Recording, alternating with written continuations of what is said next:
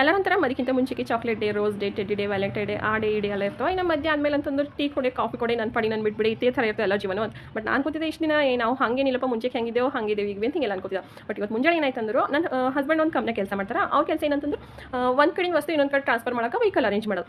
For example ಇವಾಗ ಸಂಕ್ರಾಂತಿ ಹಬ್ಬಕ್ಕೆ ಹಬ್ಬ ಜಾಸ್ತಿ ಟ್ರಾನ್ಸ್ಫರ್ ಮಾಡಿತ್ತು. ಸೊ ಅವ್ರು ಅದಕ್ಕೆ ವೆಹಿಕಲ್ ಎಲ್ಲ ಅರೇಂಜ್ ಮಾಡ್ತೇವೆ. ಇವತ್ತು ಮುಂಜಾನೆ ಅವ್ರು ಏನಂದ್ರೆ ನಾವು ಒಂದು ಸ್ವಲ್ಪ ಬಿಸಿ ಇದ್ದ ಒಂದು 2 ದಿನ, ಈಗ ಹೂವುಗಳು ಜಾಸ್ತಿ ನಡೆದವು, ಯಾಕೋ ಒಂದು ಕಡೆಯಿಂದ ಒಂದು ಕಡೆ ಅದಕ್ಕೆ ನಾವು ವೆಹಿಕಲ್ ಅರೇಂಜ್ ಎಲ್ಲ ಮಾಡೋದದ ಅಂತಂದ್ರು. ಅವ್ರು ನನಗೆ ಕೇಳಿದ್ರಿ ಈ ಹೂವುಗಳು ಯಾಕೆ ಇಷ್ಟು ಟ್ರಾನ್ಸ್ಪೋರ್ಟ್ ಆಗ್ಲತ್ತವ, ಈಗೇನು ಹಬ್ಬ ಅದ ಅಂತ ನನಗೆ ಕೇಳಿದ್ರು.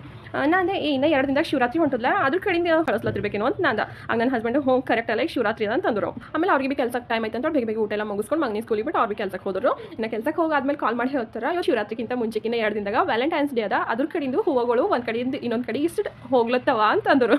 ಅದು ಕೇಳಿ ನನಗೂ ಹಿಂಗೆ ನಗು ಬಂತಂದ್ರ, ಅದು ಎಲ್ಲರೂ ಹೇಳ್ತಾರೆ ನೋಡ್ರಿ, ಮದಿಕ್ಕಿಂತ ಮುಂಚೆಗೆ ಆ ಡೇ ಈ ಡೇ ಎಲ್ಲ ಅದು ಕರೆಕ್ಟ್ ಅದ ಅಂತ ಅನ್ನಿಸ್ತು ನನಗೂ ಭೀ.